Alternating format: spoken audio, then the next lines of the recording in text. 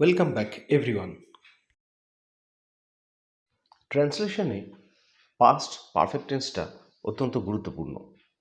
হ্যাডের ব্যবহার নিয়ে আমাদের অনেক সময় কনফিউশন থাকে যে হ্যাডকে কিভাবে আমরা ব্যবহার করব এবং এবং না বুঝে আমরা অনেক সময় হ্যাডকে ব্যবহার করে ফেলি। তাই এই পাস্ট পারফেক্ট টেন্সের মাধ্যমে হ্যাডের ব্যবহারটা ভালো করে জেনে রাখা দরকার।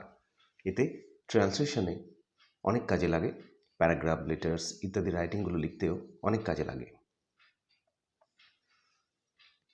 অতীতে যখন দুটো ঘটনা পরপর থাকে, ঠিক সে সময়ই পাস্ট পারফেক্ট টেন্সকে ইউজ করা হয়।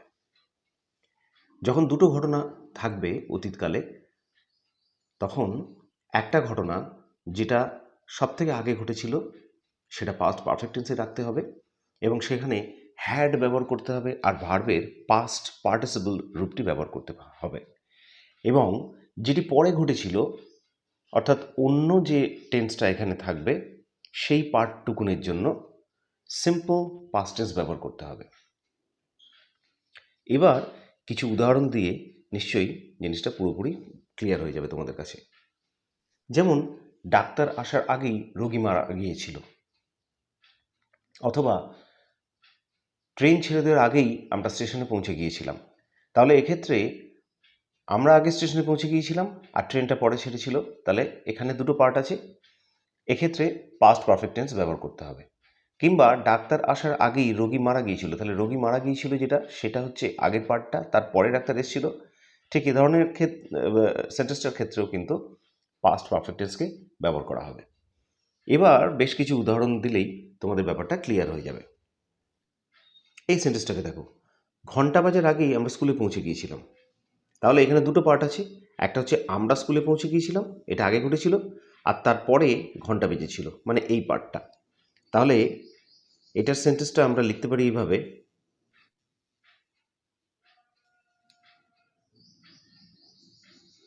We had reached school before the bell rang. দেখো এখানে এক্সাম্পলটা, উই হ্যাড রিচ স্কুল মানে আমরা আগে স্কুলে পৌঁছে গিয়েছিলাম। এখানে দেখো নিয়ম অনুযায়ী একটা হ্যাড ব্যবহার করা হলো এবং তার সাথে দেখো ভার্বের পাস্ট পার্টিসিপল ফর্মটা, মানে এই যে রিচ, রিচড, রিচড, অর্থাৎ 3 নম্বর ফর্মটা কিন্তু রিচড হয় রিচের, তাই এখানে রিচড কথাটা ব্যবহার করা হয়েছে। তাহলে এই পার্টটা হয়ে গেল আগেকার part, we had reached the school. ঠিক তার পরে বলা হয়েছে বিফোর দ্য বেল র্যাং, অর্থাৎ ঘন্টাটা তার পরে বেজেছিল। তাহলে পুরো সেন্টেন্সটা হলো we had reached school before the bell rang. পরের সেন্টেন্সটা দেখো, বাড়িটি পোড়ার আগেই দমকল এসেছিল। মানে দমকল আগে এসে গিয়েছিল এই পার্টটা, তারপরে যে অন্যান্য পার্টটা বলা হচ্ছে যে বাড়ি পোড়ার আগেই, অর্থাৎ বাড়ি পোড়ার ঘটনাটা তারপরে, মানে এই পার্টটা। তাই এখানে আমরা সেন্টেন্সটা লিখতে পারি,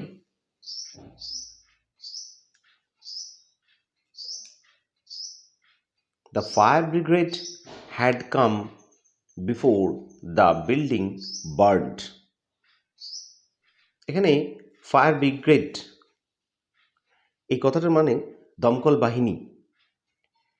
তো এখানে যেহেতু ফায়ার ব্রিগেড আগে এসেছিল, সেই জন্য ফায়ার ব্রিগেডটাকে দেখো এই পার্টটাকে হ্যাড দিয়ে করা হয়েছে, দ্য ফায়ার ব্রিগেড হ্যাড কাম।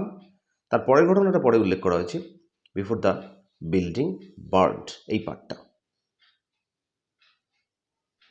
পরের সেন্টেন্সটা দেখো, বিএ পাশ করার আগেই তিনি চাকরিতে যোগ দেন। এখানে দুটো পার্ট আছে। প্রথম পার্টটা হচ্ছে তিনি আগে চাকরিতে যোগ দেন, তারপরে তিনি বিএ পাশ করেন। তাহলে এখানকার সেন্টেন্সটা আমরা এভাবে লিখব,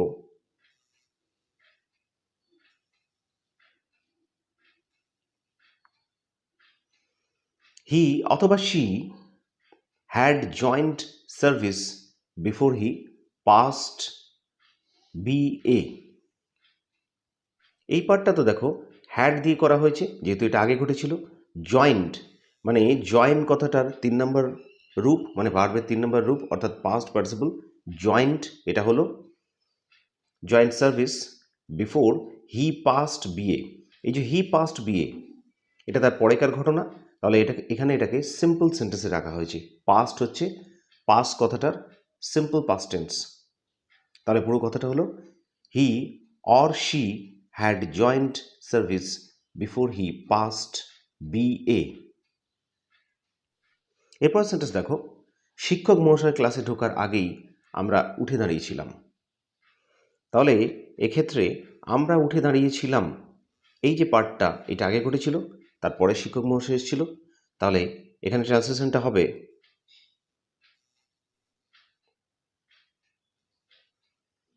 We had stood up before the teacher entered the class। এখানে we had stood up মানে এটা had দিয়ে করা হয়েছে।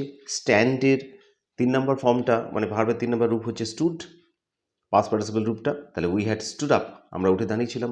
বিফোর এখানে the teacher enter the class, এই যে the teacher enter the class এই পার্টটা এটা পরে ঘটেছিল, তাই এটাকে সিম্পল পাস্ট টেন্সে করা হয়েছে। পরের সেন্টেন্স, বৃষ্টি শুরু হওয়ার পরে চাষিটা চাষ শুরু করেছিল। এটা ট্রান্সলেশনটা হবে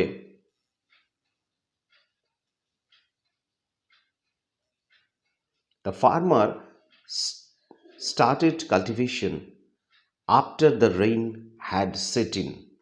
দেখো এটাকে একটু অন্যভাবে এখানে রিপ্রেজেন্ট করা হয়েছে, যেহেতু পরে চাষিটা কাজ শুরু করেছিল এইভাবে বলা হয়েছে বলে এই পরের পার্টটাকে মানে আগের পার্টটাকে দেখো এখানে এই আফটার দিয়ে করা হয়েছে। মানে চাষিটা পরে কাজ শুরু করেছিল, চাষের কাজ শুরু করেছিল, অর্থাৎ ফার্মার স্টার্টেড দ্য কাল্টিভেশন এই জায়গাটা মেনশন করা হলো। এরপর একটা আফটার দিয়ে পরে দিয়ে এই আগেকার পার্টটাকে মেনশন করা হলো the rain had set in, মানে বৃষ্টি শুরু হওয়ার আগে। এখানে সেট ইন কথাটা কিন্তু সেট ইন মানে বৃষ্টি শুরু হওয়া বা স্টার্ট মানেও কিন্তু শুরু হওয়া, সে কারণে এখানে একটা গ্রুপ ভাব সেট ইন কথাটা ব্যবহার করা হয়েছে। তাহলে এখানে পুরো সেন্টেন্সটা হলো the farmer started cultivation after the rain had set in. এই সেন্টেন্সটা দেখো, অ্যাম্বুলেন্স পৌঁছানোর আগেই রোগীটা মারা গিয়েছিল। দুটো ঘটনা আছে, আগেই রোগীটা মারা গিয়েছিল, তারপরে অ্যাম্বুলেন্স পৌঁছেছিল। তাহলে এখানে আমরা ট্রান্সলেশনটা লিখব the patient had died before the ambulance came. Patient had died এটাকে পাস্ট পারফেক্ট টেন্সে রাখা হয়েছে, হ্যাড ব্যবহার করা হয়েছে এবং ডাই কথাটার থার্ড ফর্ম ব্যবহার করা হয়েছে, ডাই ভার্বটা মানে ডাই ডাইড ডাইড। আর বিফোর দ্য অ্যাম্বুলেন্স কেম, এই অ্যাম্বুলেন্স কেম এই যে পার্টটা এটা একটা সিম্পল পাস্ট টেন্সে রাখা হয়েছে। কামের পাস্ট টেন্স হচ্ছে কেম। সূর্য ওঠার পর আমি ঘুম থেকে উঠেছিলাম। আমি ঘুম থেকে উঠেছিলাম এটা আগের পার্ট, আর সূর্য উঠেছিল এটা পরের পার্ট। তাহলে এখানে ট্রান্সলেশনটা হবে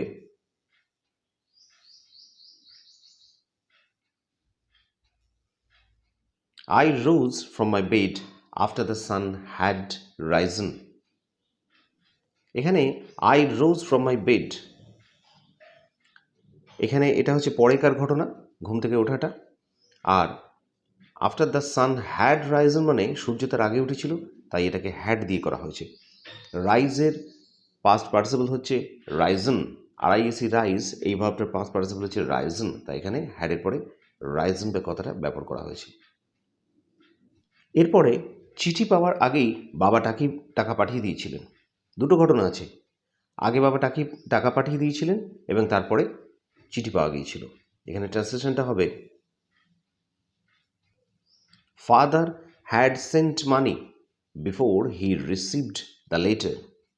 এখানে যদি বিশ্লেষণ করা হয় তাহলে ফাদার হ্যাড সেন্ট মানি এটা আগেকার ঘটনা, তাই এটাকে পাস্ট পারফেক্ট টেন্সে রাখা হয়েছে, হ্যাড ব্যবহার করা হয়েছে। আর সেন্ট ভার্বটার SEND সেন্ট এই ভার্বটার পাস্ট পার্টিসিপল হচ্ছে সেন্ট, তাই এখানে সেন্ট ব্যবহার করা হয়েছে। Before he received the letter, এই হি রিসিভড দ্য লেটার এইটা পরের ঘটনা, দুটো ঘটনার মধ্যে, তাই এটাকে সিম্পল পাস্ট টেন্সে রাখা হয়েছে। তাহলে পুরো সেন্টেন্সটা হলো father had sent money before he received the letter. তারপরের ট্রান্সলেশন, সেই কাজটা করার আগে পরিকল্পনা করেছিল। আগে পরিকল্পনা করেছিল এটা আগেকার ঘটনা, একইভাবে সেই কাজটা করেছিল তার পরে। তাহলে এখানকার ট্রান্সলেশনটা হলো he had planned before he did the work. এখানে প্ল্যান মানে পরিকল্পনা করা। হ্যাড প্ল্যান্ড ব্যবহার করেছে পাস্ট পারফেক্ট টেন্স হিসেবে, আর তারপরেরটা হলো simple past tense, he did the work. এই সেন্টেন্সটা দেখো, চাকরি পাওয়ার পরে তিনি বিয়ে করলেন। আগে চাকরি পেয়েছেন, তারপরে তিনি বিয়ে করলেন। সুতরাং এখানে ট্রান্সলেশনটা হবে